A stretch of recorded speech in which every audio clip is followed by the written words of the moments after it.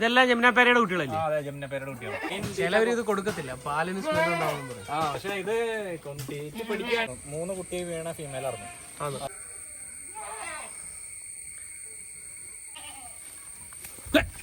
Bend ഉള്ളതാണ് quality.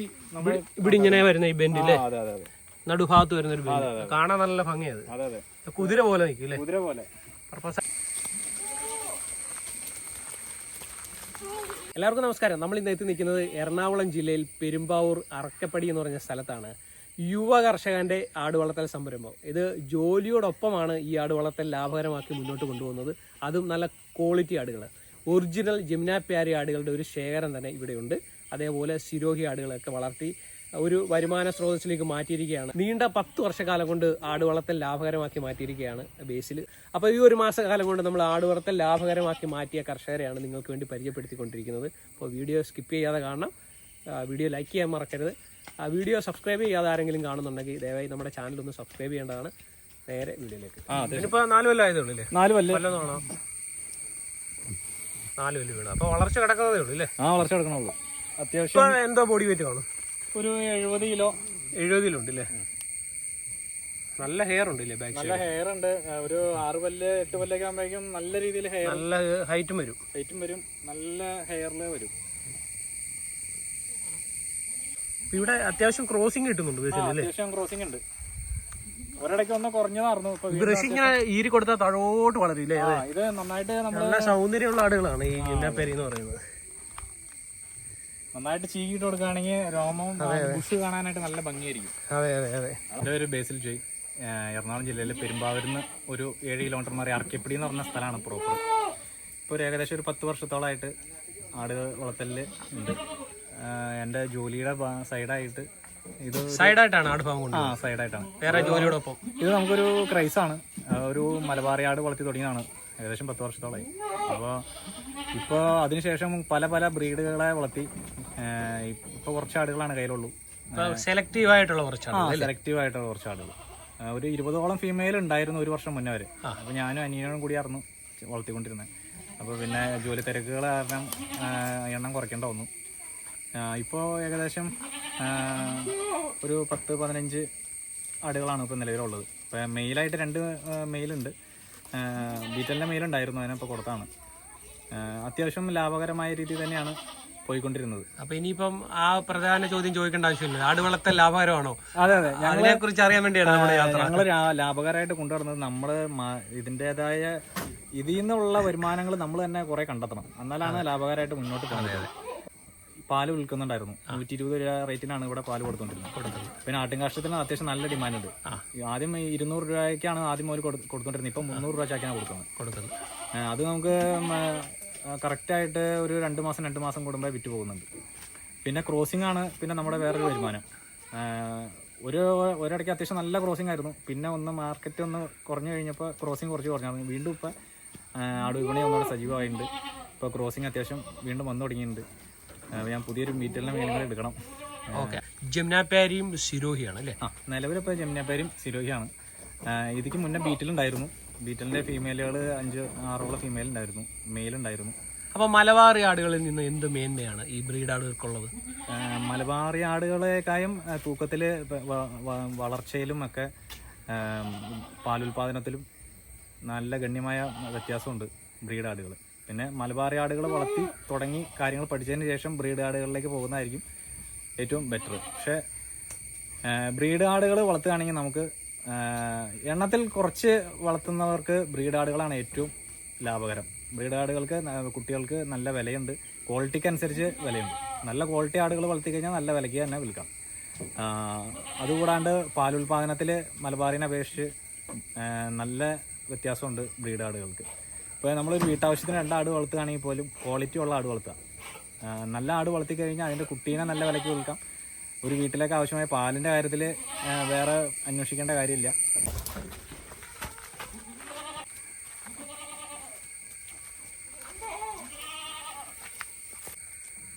ഇപ്പോൾ എത്ര ഹൈറ്റ് ആയിട്ടുണ്ട്? 43 ഇഞ്ച്. 43 ഇഞ്ച് ആയിട്ടുണ്ട് അല്ലേ? 4 കൊല്ലം ആയതേ ഉള്ളൂ അല്ലേ? 4 കൊല്ലമായിട്ടുള്ളൂ. വളർച്ച കിടക്കുന്നേ ഉള്ളൂ, പല്ലൊന്നും കാണിക്കുക. 4 പല്ല് വീണതേ ഉള്ളൂ അല്ലേ? 4 പല്ല്. നാല് വലിയ വീണതേ ഉള്ളൂ, വളർച്ച കിടക്കുന്നതേ ഉള്ളൂ. നല്ല ക്വാളിറ്റി സിരോഗി അല്ലേ? ക്വാളിറ്റി ഉണ്ട്. ഇത് നമ്മുടെ ലിനുവായി ഉണ്ടല്ലോ കായംകുളത്തുള്ള. മാവേലിക്കരയിലെ മാവേലിക്കരയുള്ള നമ്മുടെ രാജസ്ഥാനി ഫാമുള്ളതാണ്. അതെ അതെ, മലയാളിയുടെ ഫാമിൽ നിന്ന് മേടിച്ചല്ലേ? പുള്ളി കൊണ്ടുതന്നാണ്. 2 ഫീമെയിലും ഈ മെയിലും. ഇപ്പൊ എന്തോ വെയിറ്റ് വന്നിട്ടുണ്ട് ഇതിന്? ഇവന് ഏകദേശം ഒരു 100 കിലോ തൂക്കായി. 100 കിലോ ആയിട്ടുണ്ടല്ലേ? അതിന് മേളിലേക്ക് പോയാനേ നമ്മള് പിന്നെ ക്രോസിങ് ബുദ്ധിമുട്ടാവുമല്ലോ. അതെ അതെ അതെ. കാരണം നമ്മള് ഇനി 100 കിലോയിലെത്തി ഇപ്പൊ കൺട്രോൾ ചെയ്തേക്കാം. ഇനിയിപ്പോ ആ 8 കൊല്ലൊക്കെ ആകുമ്പോഴേക്കും ഓട്ടോമാറ്റിക്കലി വെയിറ്റ് കയറുമല്ലോ. ഒരു മേരി ഇതായില്ലേ? ഒരു മേരി.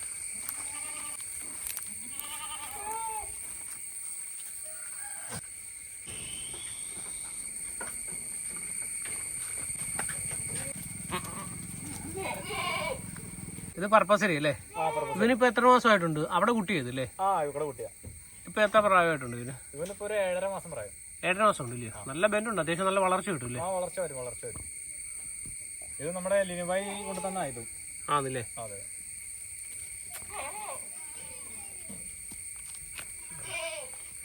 എന്റെ തള്ള ഇതായില്ലേ? നല്ല തള്ളയല്ലേ? ഇവളിപ്പോ 2 മാസം ചെനയായുണ്ട്. 2 മാസം ചെനയാ വീണ്ടും. അത് സിരോഹി തന്നെയാണോ ക്രോസ് ചെയ്തത്? സിരോഹി, നമ്മുടെ സിരോഹി മേലിനെ വെച്ച് ക്രോസ് ചെയ്ത്. ഇതൊക്കെ എന്തോ ബോഡി വെയിറ്റ് കാണും? ഇവളൊരു 65 കിലോ. 65 കിലോ ഉണ്ട് അല്ലേ? ഹെവി സൈസ് ആടാ. നമ്മൾ ഐഡന്റിഫിക്കേഷൻ ആണ് ഈ ബെൻഡ്. ഈ ബെൻഡ് ഉള്ളതാണ് ക്വാളിറ്റി. ഇവിടെ ഇങ്ങനെ വരുന്ന ഈ ബെൻഡ് ഇല്ലേ? അതെ അതെ. നടുഭാഗത്ത് വരുന്ന ഒരു ബെൻഡ് കാണാൻ നല്ല ഭംഗിയത്. അതെ അതെ. കുതിര പോലെ നിൽക്കും. കുതിര പോലെ. പർപ്പസാരിയുടെ പാലൊക്കെ എന്തോ കിട്ടുന്നുണ്ട്? പാല് 2 ലിറ്ററിന്റെ മേളില് പാല് രാവിലെ ഒരു നേരം കറന്നോണ്ടിരുന്ന ആണ്. അപ്പൊ ക്രോസ് ചെയ്താ പിന്നെ പാല് കുറഞ്ഞു തുടങ്ങി. 2 മുട്ടൻകുട്ടികളായിരുന്നു. ഒരു കുട്ടീനെ കൊടുത്തു. ഒരു ദിവസത്തിൽ 2 കുട്ടി ഉണ്ടായിരുന്നല്ലേ? 2 കുട്ടിയായിരുന്നു. ഒരു സിരോഹിയും ഒരു പർപ്പസാരി, അങ്ങനെ 2 കുട്ടികളായിട്ടുണ്ടായത്. ഒരു പ്രിന്റ് ഉള്ള വന്നല്ലേ? ഒരെണ്ണം പ്രിന്റ് ഉള്ളത്.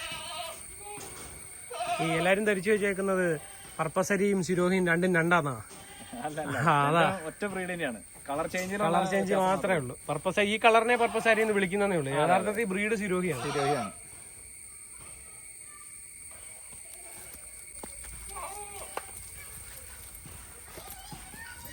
ഇത് ജമുനപ്പേര് യുപിയുടെ ബ്രീഡ്. ഫീമെയിൽ അല്ലേ? ഫീമെയിൽ. ഇത് നമ്മുടെ കുട്ടി തന്നെ ഉണ്ടായ കുട്ടിയാ. ഇവിടെ തന്നെ ജനിച്ചു വളർന്നത്? ഇവിടെ തന്നെ ജനിച്ചു വളർന്നതാണ്. ഇപ്പൊ എത്ര ഡെലിവറി കഴിഞ്ഞു?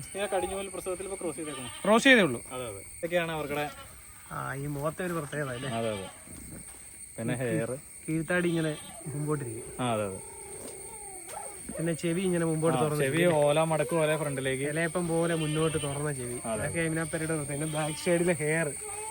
ഇത് നല്ലൊരു ലൈനേജ്. അത് പണ്ട് എനിക്ക് ഒരു 5 വർഷം മുന്നേ മുതൽ കയ്യിലുള്ള ഒരു ആടിന്റെ ലൈനേജ്. നല്ല പാലുള്ള ഒരു ലൈനേജിലെ കുട്ടിയത്.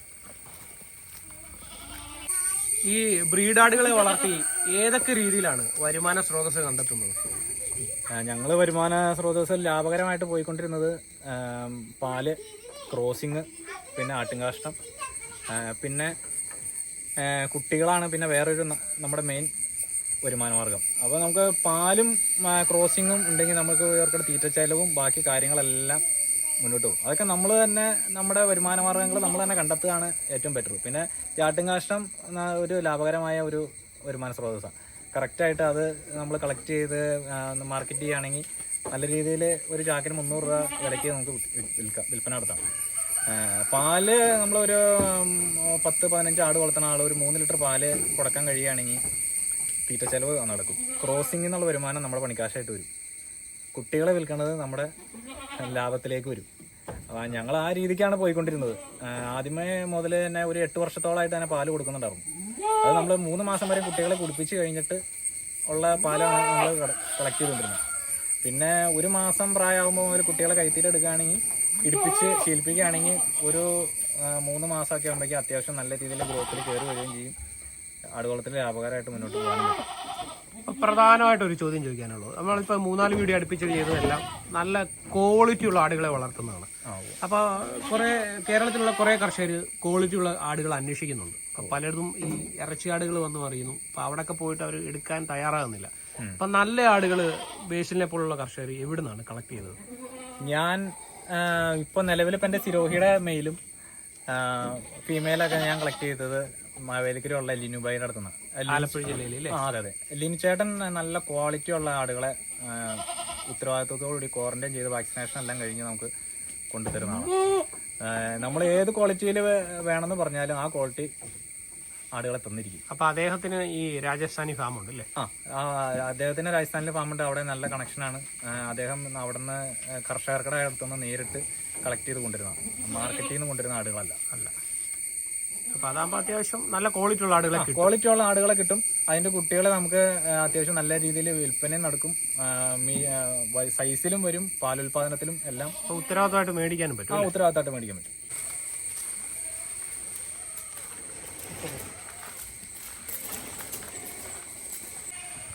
ഇത് ഞാനൊരു ഫീമെയിലും കുട്ടിയും കൂടിയിട്ട് കൊണ്ടുവന്നതാണ്. അപ്പൊ ആ ഫീമെയില് നല്ല ഫീമെയിലായിരുന്നു. 3 കുട്ടി വീണ ഫീമെയിലായിരുന്നു. അതിന്റെ സെയിം പാരമ്പര്യം ഈ ഫീമെയിലിനും ഉണ്ട്. ഇതൊക്കെ എത്ര കുട്ടി ഇറങ്ങാറുണ്ട് മിനിമം? ഇവക്ക് 2 കുട്ടി വെച്ചാൽ ഇറങ്ങിക്കൊണ്ടിരുന്നത്. 2 കുട്ടി. ഈ തവണത്തെ പ്രസവത്തിന് 3 കുട്ടി ഇറങ്ങി. അപ്പൊ എന്താ പാല് കിട്ടും ഇവക്ക്? ഇവക്ക് 2.5 ലിറ്റർ പാല് ഒരു നേരം കിട്ടും. രാവിലെ ഒരു നേരം ഉണ്ട്. ശരി. വൈകുന്നേരം 1 ലിറ്ററിന്റെ മേളില് പാല് കിട്ടുന്നുണ്ട്. നല്ല ഇമ്യൂണോപ്പേരി അല്ലേ? നല്ല പാരമ്പര്യമുള്ള ആടാണ്. ഈ ആടിന്റെ പാരമ്പര്യത്തില് ഒരു നല്ലൊരു വാല്യൂ ഉണ്ട്. നല്ല ലൈനേജ് വരുന്നത്. ലൈനേജിൽ വരുന്നുണ്ട്. നല്ല മിൽക്കിലും നല്ല ഇടനീട്ടത്തിലും വരുന്നൊരു ഫീമെയിലാണ്. ബ്രഷ് കട്ട് ചെയ്ത് വിട്ടാൽ അത് ഡെലിവറിയുടെ സമയത്ത് കട്ട് ചെയ്ത് വിട്ടാണ്. ഒരുപാട് രോമം കട്ട് ചെയ്ത് ജട പിടിച്ച് അഴുക്കാവും. ഒരു പ്രത്യേകത. ഡെലിവറിക്ക് മുന്നേ കട്ട് ചെയ്ത് വിട്ടതാണ്. ഇപ്പൊ ചെനയാണോ? അല്ലല്ല, ഇപ്പൊ പ്രസവിച്ചിട്ട് ഇപ്പൊ 1 മാസമായുള്ളൂ. ഇതിന്റെ കുട്ടികളാണല്ലോ നമ്മള് കണ്ടത്. കുട്ടികളാണ്. ഈ ഫിറോയുടെ ഫീമെയിൽ നമ്മുടെ ലിനുബായി നമ്മുടെ മെയിലിന്റെ കൂടെ തന്ന ഫീമെയിലാണ്. ഇത് ലിനുവിന്റെ തന്നെ മേടിച്ചു. അതെ. പുള്ളി നല്ല അത്യാവശ്യം നമ്മൾ പറഞ്ഞു കഴിഞ്ഞാൽ അതേ രീതിയിലുള്ള നല്ല ക്വാളിറ്റി ഐറ്റംസ് കൊണ്ടുതരാൻ ഉത്തരവാദിത്തോട് കൊണ്ടുതരുന്ന ആളാണ്. ക്വാറന്റൈൻ ചെയ്ത് നല്ല ക്വാളിറ്റി. രാജസ്ഥാനി ഫാം നടത്തുന്ന മലയാളിയല്ലേ? അതെ. രാജസ്ഥാനിലെ ഫാമുള്ള അദ്ദേഹത്തിനോട് അത്യാവശ്യം നല്ല ആടുകൾ കിട്ടും. അത്യാവശ്യം നല്ല ആടുകൾ ക്വാറന്റൈൻ കഴിഞ്ഞ് നല്ല ക്വാളിറ്റി ഉള്ള വാക്സിനേഷൻ എല്ലാം കഴിഞ്ഞ് നാട്ടിൽ കൊണ്ടുവന്ന് ഒന്നോടെ ക്വാറന്റൈൻ കഴിഞ്ഞ 15 ദിവസത്തിന് ശേഷം നമുക്ക് നല്ല ആടുകളെ കിട്ടും.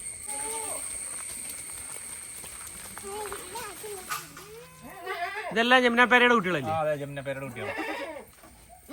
എന്തോ പ്രായമുണ്ട് ഇവർക്ക്? ഇവര് 3 പേര് ഇപ്പൊ ഒരു മാസം കഴിഞ്ഞിട്ടുള്ളൂ. 1 മാസം കഴിഞ്ഞല്ലേ? ഇത് 2 മാസമായി. എത്ര ഫീമെയിൽ? അതൊരു ഹൻസ ലുക്ക് ഉണ്ട് അല്ലേ? ഇത് അത് ഹൻസയാ.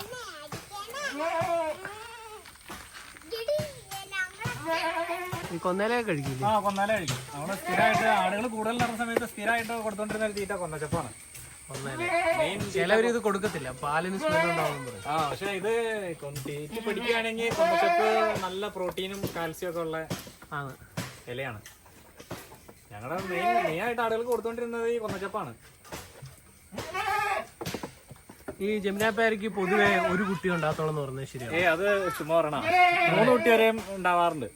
ഇവിടെ നമുക്ക് എത്രയൊക്കെ അനുഭവം? നമുക്ക് 3 കുട്ടി വരെ ഉണ്ടായിട്ടുണ്ട്. 3 കുട്ടി വരെ ഉണ്ടായിട്ടുണ്ട്. ഒന്നിൽ കൂടുതൽ ഉണ്ടാവും ജമുനാപ്പേര.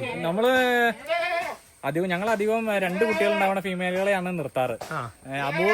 ഒറ്റ കുട്ടി ഉണ്ടാവുന്ന ഫീമെയിൽ ഉണ്ട്. കടിഞ്ഞു പ്രസവത്തിലൊക്കെ 1 കുട്ടികളായിരിക്കാം. പക്ഷെ 2ഉം 3ഉം പ്രസവങ്ങളിലെല്ലാം 2 കുട്ടി ഉണ്ടായിട്ടുണ്ട്.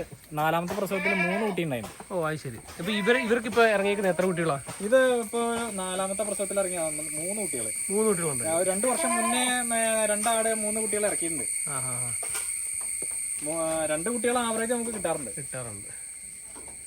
ഈ ഒറ്റ കളർ വരുന്നതിന് ഹൻസ എന്ന് പറയുന്നത് അല്ലേ? പ്യുവർ പിങ്ക് സ്കിന്ന്, വൈറ്റ് കൊമ്പ്, വൈറ്റ് കുളമ്പായിട്ട് വരുന്നതിന്. ഇതിന്റെ കൊമ്പ് ഇപ്പൊ മുളച്ചു വരുന്നുണ്ടോ? വെള്ളക്കൊമ്പ് ഇല്ലേ? 2 കൊമ്പും വൈറ്റാ. വെള്ളക്കൊമ്പ്, ചെവിയുടെ ഉള്ളിലെ പിങ്ക് സ്കിന്ന്, ചുണ്ട് പിങ്ക് ആയിരിക്കും. ചുണ്ട് പിങ്ക്, കുളമ്പ് 4ഉം വൈറ്റ് ആയിരിക്കും. വെള്ളക്കുളമ്പ്. അപ്പൊ ഇങ്ങനെ വരുന്നതിന് ഹൻസ എന്ന് പറയുന്നത്. ഇത് ജമുനാപ്പേരയിൽ അപൂർവമായിട്ട് ഇറങ്ങുന്ന കളർ അല്ലേ? ഇതിന് വില കൂടുതലാണ് ഇങ്ങനെ കളറുള്ളതിന്. കാണാനും നല്ലതാ അല്ലേ? ഒരു ചുണ്ട് പഞ്ചുവയസ്സ് ഫുൾ പിങ്ക് ആയിരിക്കും. ബോഡി മുതലേ ചുണ്ട് മുതൽ ഫുൾ പിങ്ക് ആയിരിക്കും.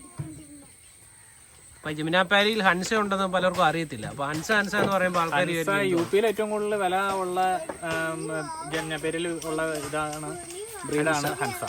ഹൻസയിൽ ഇപ്പൊ കൂടുതലും വരുന്നത് ഹൻസ ഈ പഴയ ഇറ്റാവ ക്രോസ് ടൈപ്പ് വരുന്നുണ്ട്. അതായത് ഫീമെയിൽ ഇറ്റാവ ആയിരിക്കും, മെയില് ഹൻസ ആയിരിക്കും. അപ്പൊ അങ്ങനെ വരുമ്പോ 1 കൊമ്പ് വൈറ്റ്, 1 കൊമ്പ് ബ്ലാക്ക്, കുളമ്പേല് ഷെയ്ഡ്. അങ്ങനെ ഈ കോമൺ കളർ എന്ന് പറയുന്നത് നമ്മുടെ ഈ പഴയ ബ്ലഡ് ലൈൻ. അത് ചുണ്ട് ബ്ലാക്ക് വരുന്നത്, ചെവിയുടെ ഉള്ളിൽ ബ്രൗൺ ഷെയ്ഡ് വരുന്നത്, കണ്ണിന്റെ അവിടെ ബ്രൗൺ ഡോട്ട് വരുന്നത്. ഇത് പഴയ കോമൺ ഷെയ്ഡ് പഴയ ബ്ലഡ് ലൈൻ. ഇത് അപൂർവമാണ് ഈ പിങ്ക് സ്കിൻ. പിങ്ക് സ്കിന്ന് വില കൂടുതലായതുകൊണ്ട് ആൾക്കാർ അധികം കൊണ്ടുവരുന്നില്ല. നേരത്തെ നമ്മുടെ കയ്യിലൊരു നല്ലൊരു മെയിൽ ഉണ്ടായിരുന്നു, പ്യൂർ ഹാൻസി ആയിട്ട് നല്ല. ജമുനാപ്പേരിക്ക് എന്തോ പാലൊക്കെ കിട്ടുന്നുണ്ട്?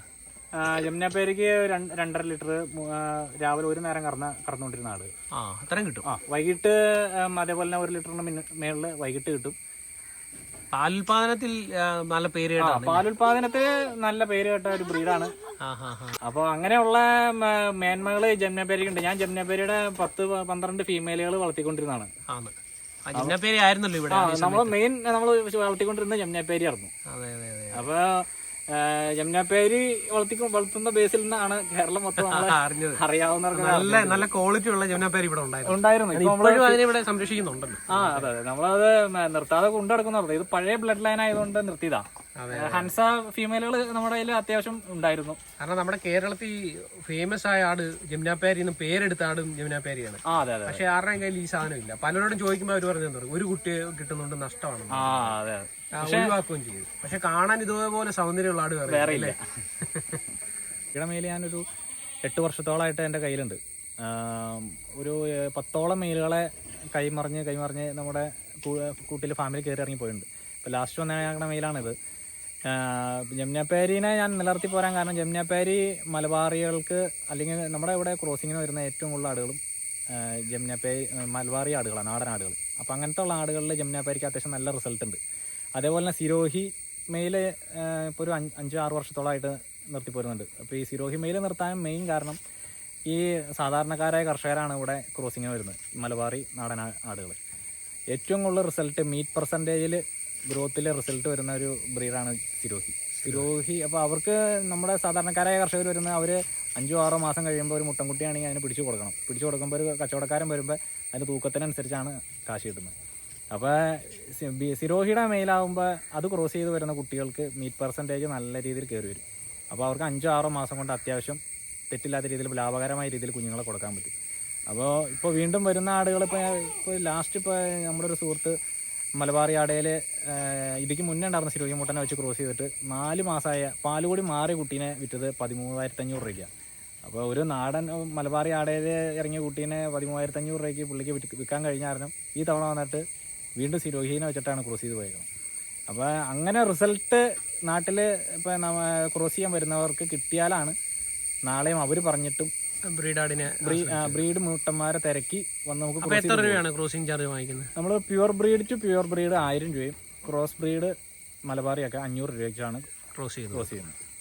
ജമുനാപ്പേരിയുടെ കുറച്ച് ജമുനാപ്പേരി എനിക്ക് ഇഷ്ടപ്പെട്ടൊരു ബ്രീഡാണ് ജമുനാപ്പേരി. വൈറ്റ് ആടുകളെ വിൽപ്പനക്കിട്ട് കഴിഞ്ഞാൽ എപ്പോഴും നല്ല മാർക്കറ്റാണ്. വൈറ്റ് ആടുകൾക്ക് എപ്പോഴും നമ്മളെ വൈറ്റ് കാറ് എടുക്കുന്ന പറഞ്ഞാൽ റീസെയിൽ വാല്യൂ എപ്പോഴും ഉണ്ടെന്ന് പറഞ്ഞ രീതിക്കാണ് വൈറ്റ് കുട്ടികൾ. പിന്നെ ജമുനാപ്പേരി അത്യാവശ്യം പണ്ടുകാലം പോലെ നമ്മുടെ നാട്ടിലെ ചെവി നീളമുള്ള എല്ലാം ജമുനാപ്പേരി ആയിരുന്നു. ഒറിജിനൽ ബ്രീഡ് ആർക്കടയിലും അധികം റയറായിരുന്നു. പിന്നെ എൻ്റെ കയ്യിൽ അത്യാവശ്യം ജമുനാപ്പേരി ഉണ്ടായിരുന്നു, വളർത്തിക്കൊണ്ടിരുന്നതാണ്. അത് ആദ്യം മുതലുള്ളത് നമ്മൾ കണ്ടിന്യൂ ചെയ്ത് പോകുന്നു. അത് ഒഴിവാക്കാൻ പറ്റില്ല. കൂട് കഴിഞ്ഞിട്ടില്ല. എല്ലാവരും ഇഷ്ടപ്പെടുന്ന ഒരാടാണ്. പിന്നെ ജമുനാപ്പേരിയുടെ മുട്ടന്മാർ അധികവും കണ്ടു വന്നേക്കണ അഗ്രസീവ് മെയിലുകളാണ്. അതൊക്കെ നമ്മൾ ഒരു പരിധി വരെ നമ്മൾ കൈകാര്യം ചെയ്യണ രീതിക്ക് അനുസരിച്ചായിരിക്കും. എൻ്റെ കയ്യിലും അഗ്രസീവ് മെയിലുകൾ ഉണ്ടായിരുന്നു. ഇപ്പോൾ ഉള്ള മെയിലൊക്കെ സൈലന്റ് ആണ്. അത് നമ്മൾ കൂട്ടിൽ കെട്ടിയിട്ട് വളർത്താൻ നേരത്ത് ജമുനാപ്പേരിക്ക് പ്രത്യേകിച്ച് അഗ്രസീവ്നെസ് കൂടുതലായിരിക്കും. കൂട് ഇടിച്ച് കളയാൻ ഏറ്റവും മിടുക്കന്മാര് ജമുനാപ്പേരി മെയില. ഇപ്പൊ ഇവിടെ നിൽക്കുന്ന കുഴപ്പമില്ല, അത്യാവശ്യം കൂടിനകത്ത് തന്നെ അഴിച്ചു വിട്ടേക്കും. അപ്പൊ അവർ ഫ്രീ ആയിട്ട് കയറി നടന്നു കൂടിന്റെ മേളിലേക്കൊക്കെ കൈയും കാലും കുത്തിയൊക്കെ കയറി നടന്നു. അങ്ങനെ ഫ്രീ ആയിട്ട് നടക്കുമ്പോൾ തന്നെ അവരുടെ മൈൻഡ് ഒന്ന് റിലാക്സ് ആവും. പിന്നെ നമ്മൾ ഇടയ്ക്ക് വൈകുന്നേരങ്ങളിൽ കുറച്ച് നേരം പുറത്ത് അഴിച്ചു വിടും ഫ്രീ ഉള്ള സമയത്ത്. ഇപ്പൊ നമ്മുടെ ഈ കൊറോണയ്ക്ക് ശേഷം ആട് വളർത്തലൊന്ന് ഡിമ്മായിരുന്നു. അപ്പൊ അത് നമ്മളെ എത്രത്തോളം ബാധിച്ചിട്ടുണ്ടായിരുന്നു? കൊറോണ സമയത്ത് ശരിയാണ്. കാരണം ഒരു വീട്ടിലെ എല്ലാവരും വെറുതെ ജോലി ഇല്ലാതെ ഇരുന്ന കാരണം ഗവൺമെന്റ് ജോലിക്കാർ വരെ ആട് വളർത്തി, ചുരുക്കി പറഞ്ഞു കഴിഞ്ഞാൽ. അത് കഴിഞ്ഞ് എല്ലാവരും പുറത്തേക്ക് ഇറങ്ങി തൊഴിൽ എല്ലാം റെഡിയായി പുറത്തേക്ക് ഇറങ്ങി കഴിഞ്ഞപ്പോൾ എല്ലാവരും ഒന്നിച്ച് വിൽപ്പന കിട്ടും. അതാണ് മാർക്കറ്റ് വിപണി മൊത്തത്തിൽ ഇടിഞ്ഞു പോയി. ഇപ്പൊ നിലവിൽ വരുമ്പോ ആ ഒരു മാർക്കറ്റിൽ 900 രൂപയാണ് മീറ്റ്. 500 രൂപ ആ താഴത്തേക്ക് വരെയും മീറ്റ് വന്നായിരുന്നു ഇവിടെ. കാരണം അതേപോലെ ആടുകളെ വിപണിയിലേക്ക് വിൽപ്പന കിട്ടും. അതിനുശേഷം ഇപ്പോൾ വീണ്ടും മാർക്കറ്റ് ഒന്നുകൂടെ ഉണർന്നുണ്ട്. ഇപ്പോൾ ആടുകളെ സജീവമായിട്ട് അന്വേഷിക്കുന്നുണ്ടാണ്. കൊറോണ സമയത്ത് നമ്മൾ പിടിച്ചു നിൽക്കാൻ കാരണം എന്ന് പറഞ്ഞു കഴിഞ്ഞാൽ കൊറോണ സമയത്ത് അത്യാവശ്യം നമ്മുടെ കയ്യിൽ ക്വാളിറ്റി ഉള്ള ആടുകളാണ്. അന്ന് ക്വാളിറ്റി ഉള്ള ആടുകൾക്ക് മാത്രമാണ് ഡിമാൻഡ് ഉണ്ടായിരുന്നുള്ളൂ. നാടൻ മലബാറി ആടുകൾക്ക് ഒന്നും ഡിമാൻഡ് ഉണ്ടായില്ല. ഇപ്പോൾ ഞാൻ ആദ്യം പറഞ്ഞ 13,000 രൂപയ്ക്ക് കൊടുത്ത കുട്ടീനേക്ക് അന്ന് 6,000 രൂപയ്ക്ക് പോലും മേടിക്കാൻ ആളുണ്ടായില്ല. പക്ഷെ അന്ന് നമ്മൾ ഈ ജംനാപ്പേരി ആയിരുന്നു നമ്മുടെ കയ്യിൽ കൂടുതൽ, ബീറ്റിലും ഉണ്ടായിരുന്നു. അങ്ങനത്തെ ആടുകളായിരുന്നുകൊണ്ട് നമുക്ക് അത്യാവശ്യം നഷ്ടമില്ലാത്ത രീതിയിൽ വിൽക്കാൻ സാധിച്ചു. അതുകൊണ്ടാണ് ഇന്നും പിടിച്ചു നിൽക്കാൻ കഴിഞ്ഞത്. സൈഡായിട്ട് ചെയ്തിട്ട് കുഴപ്പമൊന്നുമില്ല. നമുക്ക് നമ്മുടെ ജോലി കഴിഞ്ഞിട്ട് വരുന്ന ഇടവേളകളിലാണ് നമ്മൾ ഈ ആടുകളെ വളർത്തുന്നത്. അപ്പോൾ അത്യാവശ്യം നമുക്ക് വരുമാനം കിട്ടിക്കൊണ്ടിരുന്നതുകൊണ്ട് മാത്രമാണ് നമ്മൾ ഇത്ര നാളും കണ്ടിന്യൂ ചെയ്ത് പോയത്. അല്ലെങ്കിൽ ഇത് നിലനിർത്തി കൊണ്ടുപോകാൻ പറ്റില്ലല്ലോ. അത്യാവശ്യം കുഴപ്പമില്ലാത്ത രീതിയിൽ തന്നെ കേരളത്തിന്റെ അങ്ങോളം ഇങ്ങോളം ഇപ്പോൾ പെറ്റ് സർവീസ് വണ്ടിയൊക്കെ ഉള്ളതുകൊണ്ട് തിരുവനന്തപുരം മുതൽ കാസർഗോഡ് വരെയും നമ്മൾ കുട്ടികളെ കൊടുത്തിട്ടുണ്ട്. നമ്മുടെ അടുത്തുനിന്ന് കൊണ്ടുപോയ കുട്ടികൾ കോട്ടയം മുതൽ തൃശ്ശൂർ സൈഡിലൊക്കെ കൊടുത്ത കുട്ടികൾ തിരിച്ചു ഇവിടെ ക്രോസിങ്ങിനും വരാറുണ്ട്. നമ്മുടെ ആട് വളർത്തൽ മേഖലയിലേക്ക് വരാൻ ആഗ്രഹിക്കുന്നവർക്ക് പറഞ്ഞു കൊടുക്കാൻ പറ്റുന്ന ഒരു നിർദ്ദേശം എന്താ? ആട് വളർത്തൽ മേഖലയിലേക്ക് പുതിയതായിട്ട് വരുന്ന ആടുകൾ ഒരു മലബാറി ആടിനെയോ അങ്ങനത്തെ ക്രോസ് ബ്രീഡ് ആടിനെ മേടിച്ച് വളർത്തി പഠിക്കുക. ഏത് ആട് മേടിച്ചാലും മലബാറിക്കും അതിൻ്റെതായ ഗുണമുള്ള ആടുകളുണ്ട്, ക്രോസ് ബ്രീഡിനും അതിൻ്റെതായ ഗുണം, പാലുൽപാദനത്തിലും ശരീര വലുപ്പത്തിലും ഉള്ള ആടുകൾ മേടിച്ച് ഒരാടെ വളർത്തണമെങ്കിലും ക്വാളിറ്റി ഉള്ള ആട് വളർത്താം. മേടിച്ച് വളർത്തി അതിനെക്കുറിച്ച് അതിൻ്റെ രോഗങ്ങളെക്കുറിച്ചും അതിൻ്റെ വളർത്തു രീതിയൊക്കെ പഠിച്ചതിന് ശേഷം ബ്രീഡ് ആടിലേക്ക് വളർത്താം. ബ്രീഡ് ആടിൻ്റെ കുട്ടികൾ ഇപ്പോൾ ക്വാളിറ്റി ഉള്ള ബ്രീഡ് ആടിൻ്റെ കുട്ടികളെ നമ്മൾ ഒരു ഷോ പോസ്റ്റ് ഇട്ടാൽ മതി, മേടിക്കാൻ പെട്ടെന്ന് വിൽക്കാൻ ഒരു ബുദ്ധിമുട്ടുമില്ല. അല്ലാത്ത ക്വാളിറ്റി കുറഞ്ഞ ആടുകളെ ഈ പറഞ്ഞ രീതിക്ക് എത്ര നമ്മൾ മാസം വളർത്തി തീറ്റ കൊടുത്തു എന്ന് പറഞ്ഞാലും ആവശ്യക്കാർ കുറവായിരിക്കും. ക്വാളിറ്റി ഉള്ള ആടുകൾക്ക് ഈ പറയുന്ന ക്വാളിറ്റി കുറഞ്ഞ ആടിനും തീറ്റ ചെലവെല്ലാം സെയിം തന്നെ. അപ്പോൾ ഏതാട് വളർത്തിയാലും ഏത് ബ്രീഡ് വളർത്തിയാലും ക്വാളിറ്റി ഉള്ളത് വളർത്താം. ഇവയുടെ ആഹാര രീതിയൊക്കെ എങ്ങനെയാണ്? ആഹാര രീതി നമ്മൾ ഖരാഹാരം ഒരു നേരമാണ് കൊടുക്കുന്നത്. ഒരു നേരം അത്യാവശ്യം നല്ല രീതിയിൽ ക്വാണ്ടിറ്റിക്ക് കൊടുക്കും. കാരണം നമുക്ക് നമ്മുടെ ഇടവേള സമയത്താണല്ലോ നമ്മൾ ആട് വളർത്തുന്നത്. ഇപ്പോൾ രാവിലെ കൊടുക്കുന്നത് ചപ്പോ പുല്ലോ, ഇപ്പോൾ ഒന്നെങ്കിൽ പ്ലാവിൻ്റെ അലയോ അല്ലെങ്കിൽ പുല്ല്, നമ്മൾ സൂപ്പർ നേപ്പിയറിൻ്റെ പുല്ല് നട്ടിട്ടുണ്ട്, അല്ലെങ്കിൽ നാടൻ പുല്ല്, അങ്ങനെയൊന്നുമില്ല, രാവിലെ കിട്ടുന്നത് കൊടുക്കും. ഉച്ചയ്ക്ക് ഒരു 12 മണിക്ക് 1 മണിക്ക് ഇടയ്ക്കായിട്ടാണ് ഖരാഹാരം കൊടുക്കുന്നത്. അതൊരു ഗ്രേവി പരുവത്തിനാണ് കൊടുക്കുന്നത്. അത് ഗോതമ്പും പുളിമ്പൊടിയും വേവിച്ച് അതിനകത്ത് കപ്പലണ്ടി പിണ്ണാക്ക്, സോയയുടെ തൊണ്ട്, കടലയുടെ തൊണ്ട് അങ്ങനെ മിക്സ് ചെയ്ത് ആണ് തേങ്ങ പിണ്ണാക്ക്, അതെല്ലാം കൂടെ മിക്സ് ചെയ്തിട്ടാണ് കൊടുക്കുന്നത്. അതിനുശേഷം വൈകുന്നേരങ്ങളിൽ കൊടുക്കുന്നത് ശീമക്കൊന്നയുടെ ഇലയാണ് അധികവും കൊടുക്കൽ. വൈകുന്നേരങ്ങളിൽ ശീമക്കൊന്നയുടെ ഇല ഒരു 4 മണി 5 മണി സമയത്തിന് ഇട്ട് കൊടുത്ത്, അത് ശീമക്കൊന്നയുടെ ഇല എപ്പോഴും കൊടുക്കുമ്പോൾ ഒന്നെങ്കിൽ ആദ്യമായിട്ട് കൊടുക്കുന്നവർ ഒന്ന് വാട്ടി കൊടുക്കുക, അല്ലെങ്കിൽ വെള്ളമൊക്കെ കൊടുത്തതിന് ശേഷം കൊടുക്കുകയാണെങ്കിൽ അതിന് വേറെ പ്രശ്നങ്ങളില്ല. പിന്നെ കൊടുക്കുമ്പോൾ കണ്ടിന്യൂസ് ആയിട്ട് കുറച്ചെങ്കിലും കൊടുത്തു പോകാൻ ശ്രദ്ധിക്കുക. ഒരാഴ്ച കൊടുത്തു, അത് കഴിഞ്ഞിട്ട് പിന്നെ 2 ആഴ്ചയ്ക്ക് ശേഷം കൊടുത്തു കഴിഞ്ഞാൽ വയറ് കമ്പനവും പ്രശ്നങ്ങളും ഉണ്ടാവാൻ ചാൻസ് ഉണ്ട്. അത്യാവശ്യം രോഗങ്ങളൊക്കെ കുറവാണല്ലേ? രോഗങ്ങൾ കുറവാണ്. ഇപ്പോൾ നമ്മൾ കൊന്നച്ചപ്പൊക്കെ കൊടുക്കുന്ന ആടുകൾക്ക് കുറച്ചുകൂടി പ്രതിരോധ ശേഷിയും അതിനകത്ത് അത്യാവശ്യം കാൽസ്യം സപ്ലിമെൻറ്റ്സ് ഒക്കെ അത്യാവശ്യം കിട്ടുന്ന ഒരു പ്രോട്ടീനൊക്കെ ഉള്ള അത്യാവശ്യം പ്രോട്ടീൻ റിച്ച് ആയിട്ടുള്ള ഒരു ഇലവർഗ്ഗമാണ് ശീമക്കൊന്നയുടെ ഇല. മൃഗാശുപത്രിയിൽ നിന്ന് സപ്പോർട്ടൊക്കെ കിട്ടുന്നുണ്ട്? മൃഗാശുപത്രിയിൽ നിന്ന് സപ്പോർട്ട് അത്യാവശ്യം കിട്ടുന്നുണ്ട്, കുഴപ്പമില്ല. ഇപ്പോൾ നമ്മൾ ആട് വളർത്തലൊക്കെ ഇത്രയും സജീവമായിട്ട് പോകുന്നതുകൊണ്ട് ഡോക്ടർമാരായിട്ടൊക്കെ ഒരു കണക്ഷൻ ഉണ്ട്. പിന്നെ സർക്കാർ ഇത് ലെവലിൽ നിന്ന് വലിയ രീതിയിലുള്ള ഇതൊന്നും കിട്ടിയിട്ടില്ല. പിന്നെ നമുക്ക് കൂട് പണിയുന്ന സമയത്ത് തൊഴിലുറപ്പ് പദ്ധതിയിൽ ഉൾപ്പെടുത്തി നമുക്ക് കൂട് പണിയാൻ നേരത്ത് ഒരു 50,000 രൂപയോളം കിട്ടിയായിരുന്നു. അപ്പോൾ അങ്ങനെ ഒരു സഹായം കിട്ടിയിട്ടുണ്ട്. അത് ഏത് വർഷമായിരുന്നു? അത് ഒരു 2018. ആ സമയത്തൊരു പദ്ധതി ഉണ്ടായിരുന്നു കൂടിന്റെ, ആടും കൂടും കൂടെ ഉള്ളത്. 2018 സമയത്താണ് ഈ കൂട് പണം കിട്ടിയത്. ആദ്യം ഒരു മരത്തിന്റെ കൂട് നമ്മൾ സ്വന്തമായിട്ട് അടിച്ചു കൂട്ടിക്കൊണ്ടിരുന്ന കൂടുകളായിരുന്നു. എക്സ്റ്റൻഷൻ ആട് കൂടുന്നതനുസരിച്ച് എക്സ്റ്റെൻഡ് ചെയ്ത് പോയിക്കൊണ്ടിരിക്കുകയായിരുന്നു. അതിനുശേഷമാണ് പിന്നെ കുറച്ച് ബ്രീഡ് ആടുകളിലേക്ക് മാറിയ സമയത്താണ് അത്യാവശ്യം കുഴപ്പമില്ലാത്തൊരു കൂട് പണിയുന്ന രീതിയിൽ. അപ്പൊ ഇതുമായിട്ട് മുന്നോട്ട് തന്നെ പോകാനാണ് ഇത് സൈഡ്, നമ്മുടെ ഒരു സൈഡ് പരിപാടി എന്നുള്ള രീതിയിൽ. പിന്നെ ഒരു ഇഷ്ടം, നമുക്ക് ഇതിനോട് നല്ലൊരു താല്പര്യമുണ്ട്, ഒരു ക്രൈസാണ്.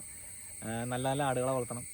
പിന്നെ അത്യാവശ്യം നമുക്ക് ഇതിനെക്കുറിച്ചുള്ള രോഗത്തെക്കുറിച്ചും അതിന് വേണ്ട ട്രീറ്റ്മെൻറ്റിനെ കുറിച്ചും കാര്യങ്ങളൊക്കെ നമ്മൾ അത്യാവശ്യം പഠിച്ചു. നമ്മൾ ഒരു പരിധി വരെ നമ്മൾ ട്രീറ്റ്മെൻറ്റൊക്കെ നമ്മൾ സ്വന്തം ഇപ്പോൾ ചെയ്തു പോകുന്നത്. ഇപ്പോൾ ടി ടിയുടെ ഇഞ്ചക്ഷനും ബാക്കി എന്തെങ്കിലും ആൻറ്റിബയോട്ടിക്കുകളും ഒക്കെ കൊടുക്കേണ്ട വന്നു കഴിഞ്ഞാൽ അതും എല്ലാം പഠിച്ച് അത്യാവശ്യം കാര്യങ്ങളൊക്കെ മരുന്നുകളെ കുറിച്ചൊക്കെ പഠിച്ചു. പിന്നെ കുഴപ്പമില്ല, അത്യാവശ്യം നല്ല രീതിയിൽ മുന്നോട്ട് പോകും. വളർത്തലിൽ വിജയിച്ച ഒരു യുവ കർഷകന്റെ വീഡിയോ ആണ് ഇന്ന് നിങ്ങൾക്ക് വേണ്ടി പങ്കുവച്ചത്. അപ്പോൾ വീഡിയോ ഇഷ്ടപ്പെട്ടെന്ന് വിചാരിക്കുകയാണ്. അപ്പോൾ നിങ്ങളുടെ സപ്പോർട്ട് പ്രതീക്ഷിക്കുന്നു. ലൈക്ക് ചെയ്യാൻ മറക്കരുത്. വീണ്ടും വിജയിച്ച കർഷകരെ തേടിയുള്ള യാത്ര നമ്മൾ തുടരുകയാണ്. നിങ്ങളുടെ സപ്പോർട്ട് പ്രതീക്ഷിച്ചുകൊണ്ട് അടുത്ത വീഡിയോയുമായി കാണാം. എല്ലാവർക്കും നന്ദി, നമസ്കാരം.